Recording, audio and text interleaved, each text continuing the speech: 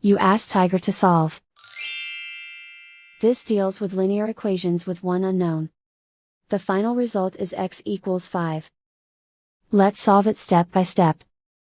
Group all constants on the right side of the equation. Subtract 6 from both sides. Group like terms. Simplify the arithmetic.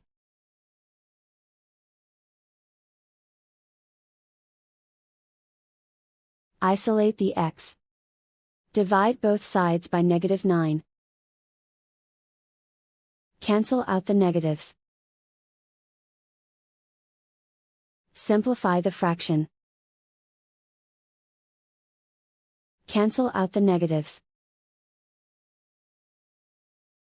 Find the greatest common factor of the numerator and denominator. Factor out and cancel the greatest common factor. And so the final result is x equals 5.